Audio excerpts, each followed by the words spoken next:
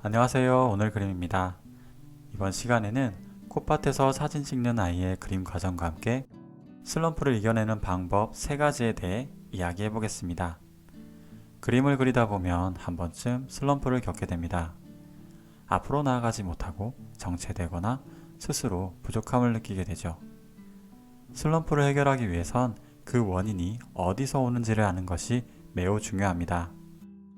만일 여러분이 슬럼프를 겪고 있는 상황이라면 다음 3가지 원인 중 어떤 이유인지를 먼저 생각해 보시길 바랍니다. 슬럼프가 오는 첫 번째 원인은 타인과의 비교입니다. 사람의 능력은 모두 제각각입니다. 잘하는 것과 못하는 것이 있으며 모두를 잘한다는 건 참으로 어렵습니다. 이 사실을 받아들이는 것은 슬럼프에 빠지지 않기 위해 매우 중요합니다. 종이에 자신이 잘하는 그림 능력을 적어보세요. 드로잉, 컬러 감각, 섬세함, 빠른 속도나 끈기처럼 말이죠. 단점은 쓰지 않으셔도 괜찮습니다. 먼저 자신의 장점을 최대한 끌어올린 이후에 부족한 점들을 조금씩 보완해주면 되니까요. 드로잉에 자신이 있다면 드로잉 능력을 더 키우세요. 제대로 된 드로잉은 그 자체만으로도 훌륭하며 한 가지 색만 추가되어도 뛰어난 작품이 됩니다. 드로잉보다 컬러가 자신 있다면 물감이 스케치를 가려주는 유화라든지 과슈 같은 재료를 활용해서 그리면 됩니다.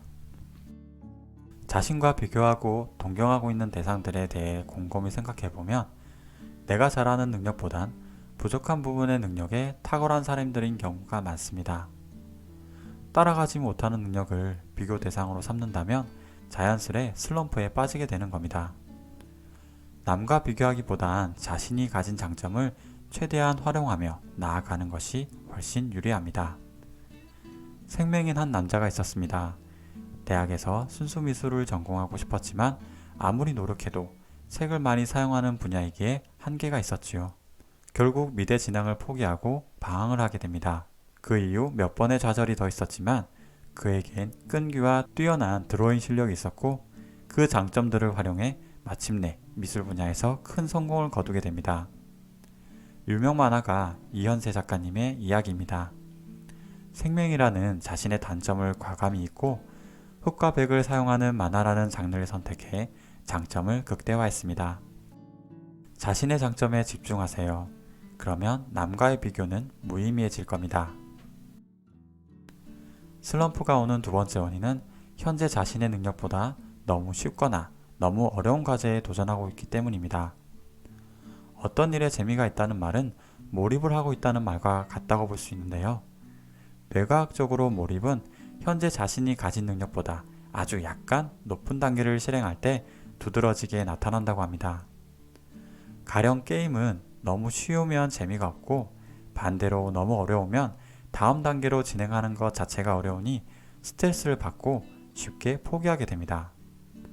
이처럼 그림을 그릴 때 지루하다는 느낌이 든다면 지금 실력보다 쉬운 것을 그리고 있거나 유사한 주제를 반복해서 그리고 있다는 뜻이니까 내가 생각하기에 조금 어렵게 느껴진다거나 기존과는 차별된 색다른 주제에 도전해보는 것이 좋습니다. 반대로 현재 그림이 너무 어렵고 힘들다면 자신의 능력에 맞지 않는 주제이니 그보다 조금 낮은 단계의 주제부터 그리거나 지금 나에게 부족한 부분이 무엇인지를 인지하고 보완할 수 있도록 공부를 시작해야 합니다. 저의 경우 컬러를 사용하는 것에 많은 어려움을 느끼고 좌절했던 기억이 나는데요. 물론 지금도 그렇지만 책을 통해 지식을 쌓고 그것을 실전에 적용한 이후부터 조금씩 자신감을 찾았던 것 같네요. 슬럼프가 오는 세 번째 원인은 몸과 마음의 피로입니다. 시중에는 컬러링 북이나 젠탱글처럼 그림을 통한 힐링을 강조하고 있지만 사실 그림을 그린다는 행위는 생각보다 많은 체력적, 정신적 피로감을 가져옵니다.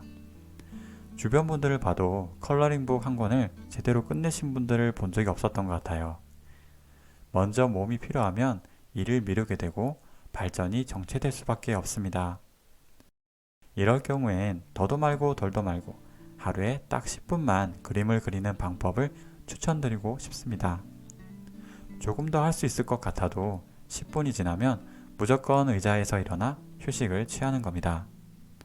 이렇게 1, 2주를 하다 보면 체력이 조금씩 회복되고 하던 그림 작업을 마저 하고 싶다는 생각이 들지요.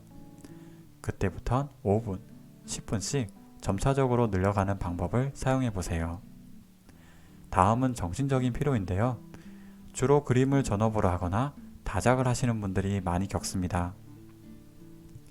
기계가 아닌 이상 비슷한 작업을 반복하다 보면 스스로 매너리즘에 빠지게 되고 창의력도 고갈됩니다. 아무리 좋아하고 맛있는 음식이라도 매일 먹으면 힘든 것처럼요. 이럴 땐 반드시 해야 될 일은 끝내놓고 스케줄을 정해 완전한 휴식을 취하라고 말씀드리고 싶어요. 요즘 불멍, 물멍처럼 아무 생각 없이 보내는 시간을 선호하는 데에는 모두 이유가 있습니다. 복잡하지 않고 지극히 단순한 감각인식만을 뇌에 전달해서 부담을 줄이고 편안함을 주는 것이지요. 또한 신기하게도 뇌는 이렇게 멍을 때리고 있을 때나 새로운 환경에 노출될 때 아이디어가 샘솟도록 설계되어 있다니 휴식과 창의력을 기를 수 있는 일석이조의 방법이 아닐까 생각합니다. 앞서 설명한 세 가지 원인들은 저와 그림을 그리는 주변 분들의 경험을 통해 얻은 내용이기에 모든 상황을 말하고 있다고 말씀드리긴 어렵습니다. 다만 대부분의 슬럼프는 주변 환경의 요인보단 본인 스스로 문제점을 인식하고 해결할 수 있다는 사실을 알려드리고 싶었습니다. 그림은 쉬운 듯 참 어렵습니다. 가끔 이 스트레스를 받고 힘든 일을 왜 시작했을까 싶기도 합니다. 하지만 그럴 땐 떠올려 보세요. 연필로 선을 그리고 붓을 터치하고 첫 작품을 완성했던 그 설렘과 기쁨을요. 힘내세요. 오늘 그림이었습니다. 감사합니다.